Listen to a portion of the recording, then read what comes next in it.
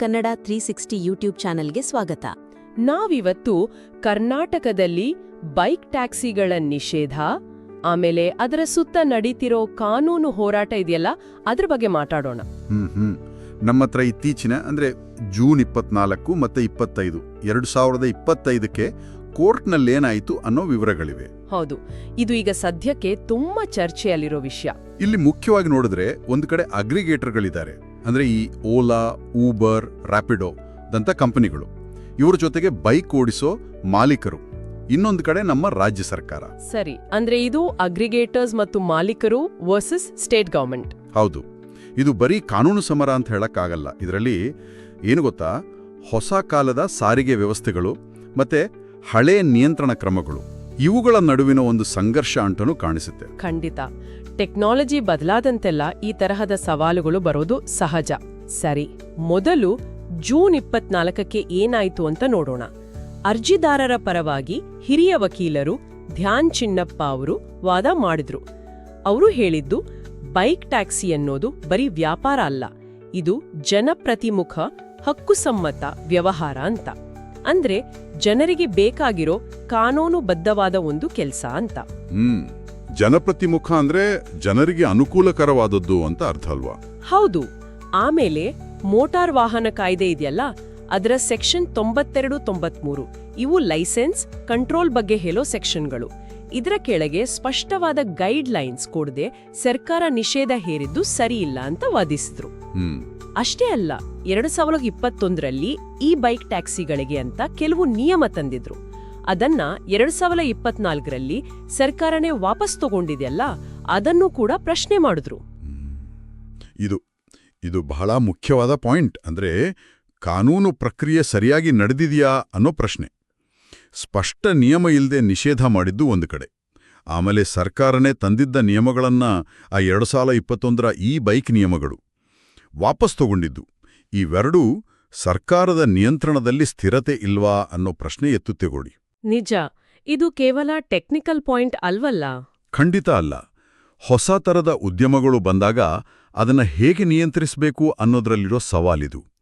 ನ್ಯಾಯಮೂರ್ತಿಗಳಾದ ವಿ ಕಾಮೇಶ್ವರರಾವ್ ಮತ್ತೆ ಸಿಎಂ ಜೋಶಿ ಅವರ ಪೀಠ ಈ ವಾದಗಳನ್ನೆಲ್ಲ ಕೇಳಿಸ್ಕೊಂಡಿದೆ. ಹಾಗಾದ್ರೆ ಈ ಥರ ಹೊಸ ಟೆಕ್ನಾಲಜಿ ಆಧಾರಿತ ಸರ್ವಿಸ್ಗಳು ಬಂದಾಗ ಸರ್ಕಾರಗಳು ಹೇಗೆ ಬ್ಯಾಲೆನ್ಸ್ ಮಾಡಬೇಕು? ಅಂದ್ರೆ ಇನ್ನೋವೇಷನ್, ಜನರ ಜೀವನೋಪಾಯ ಒಂದ್ ಕಡೆ, ಸಾರ್ವಜನಿಕ ಹಿತಾಸಕ್ತಿ ಇನ್ನೊಂದ್ ಕಡೆ, ಇದನ್ನ ನಿಭಾಯಿಸೋದು ಹೇಗೆ? ಹೌದು, ಇದು ದೊಡ್ಡ ಸವಾಲೇ ಸರಿ. ಸರ್ಕಾರದ ಕೆಲಸ ಬರೀ ಕಂಟ್ರೋಲ್ ಮಾಡೋದಲ್ಲ, ಬದಲಾಗ್ತಿರೋ ಸಮಾಜಕ್ಕೆ, ಆರ್ಥಿಕತೆಗೆ ತಕ್ಕಂತೆ ಒಂದು ಫ್ರೇಮ್ವರ್ಕ್ ಕೊಡೋದು ಕೂಡ ಅವರ ಜವಾಬ್ದಾರಿ. ಅದು ಈ ಕೇಸಲ್ಲಿ ಸ್ಪಷ್ಟವಾಗಿ ಕಾಣ್ತಿದೆ. ಸರಿ, ಈಗ ಮರುದಿನ ಅಂದ್ರೆ ಜೂನ್ 25ಕ್ಕೆ ಏನಾಯ್ತು ನೋಡೋಣ. ಅರ್ಜಿದಾರರು ಅಂದ್ರೆ ಅಗ್ರಿಗೇಟರ್ಸ್ ಮಾಲೀಕರೆಲ್ಲ ಬೈಕ್ ಟ್ಯಾಕ್ಸಿಗಳು ನಗರ ಸಾರಿಗೆಗೆ ಅನಿವಾರ್ಯ ಮತ್ತೆ ಸಲೀಸಾದ ವ್ಯವಸ್ಥೆ ಅಂತ ಹೇಳಿದ್ರು.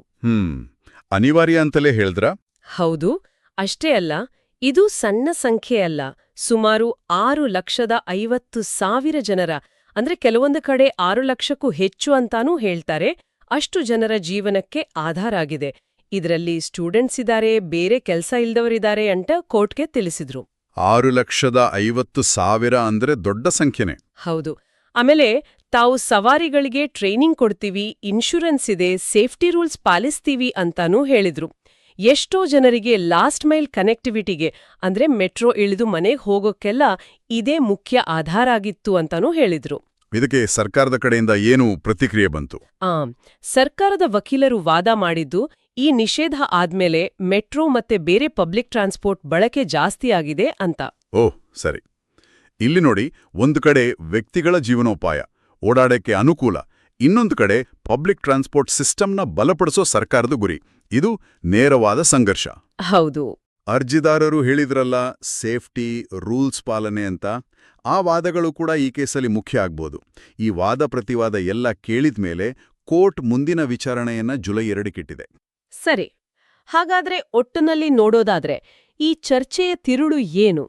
ಒಂದು ಕಡೆ ನಿಷೇಧದ ಕಾನೂನುಬದ್ಧತೆ, ಇನ್ನೊಂದು ಕಡೆ ಲಕ್ಷಾಂತರ ಜನರ ಬದುಕು, ನಗರ ಸಾರಿಗೆಯ ನಿಜವಾದ ಅಗತ್ಯತೆಗಳು. ಇದರ ಜೊತೆಗೆ ಹಳೆಯ ಕಾನೂನಿನ ಚೌಕಟ್ಟಲ್ಲಿ ಈ ಹೊಸ ಆರ್ಥಿಕ ಮಾಡೆಲ್ಗಳನ್ನ ಹೇಗೆ ಸೇರಿಸ್ಕೋಬೇಕು ಅನ್ನೋ ದೊಡ್ಡ ಸವಾಲು ಕೂಡ ಇದೆ. ಹೌದು. ಮುಂದಿನ ಹೆಜ್ಜೆ ಏನಾಗತ್ತೆ ಅನ್ನೋದು ಜುಲೈ 2ರ ವಿಚಾರಣೆ ನಂತರ ಗೊತ್ತಾಗಬಹುದು. ಹೌದು. ನೋಡಿ, ಈ ಕೇಸಿನ ತೀರ್ಪು ಏನೇ ಬರಲಿ, ಇದು ಒಂದು ಮೂಲಭೂತ ಪ್ರಶ್ನೆಯನ್ನಂತೂ ಕೇಳುತ್ತೆ. ನಮ್ಮ ನಗರಗಳಲ್ಲಿ ಟ್ರಾನ್ಸ್ಪೋರ್ಟ್ ಟೆಕ್ನಾಲಜಿ ಎಷ್ಟು ಬೇಗ ಬದಲಾಗ್ತಿದೆ. ಆಮೇಲೆ ಈ ಗಿಗ್ ಎಕಾನಮಿ ಅಂತಾರಲ್ಲ. ಅಂದ್ರೆ ಈ ಫ್ರೀಲಾನ್ಸ್ ತರ ಅಲ್ಪಾವಧಿ ಕೆಲಸದ ವ್ಯವಸ್ಥೆ. ಹೌದು, ಅದೇ. ಈ ತರದ ಹೊಸ ವ್ಯವಸ್ಥೆಗಳನ್ನ ಈಗಿರುವ ಕಾನೂನಿನ ಚೌಕಟ್ಟಿನೊಳಗೆ ಹೇಗೆ ಸರಿಹೊಂದಿಸೋದು, ಹೇಗೆ ನಿಯಂತ್ರಿಸೋದು? ಈ ಕೇಸಿನ ಫಲಿತಾಂಶ ಕರ್ನಾಟಕಕ್ಕೆ ಮಾತ್ರ ಅಲ್ಲ, ಬಹುಶಃ ಬೇರೆ ಕಡೆನೂ ಇದೇ ತರದ ಸವಾಲುಗಳನ್ನ ಎದುರಿಸ್ತಿರೋರಿಗೆ ಒಂದು ದಾರಿ ತೋರಿಸ್ಬೋದು. ಕಾದ್ ನೋಡ್ಬೇಕು. ಖಂಡಿತ.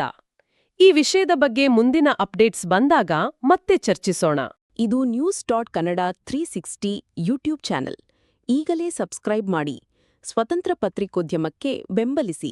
ಧನ್ಯವಾದಗಳು.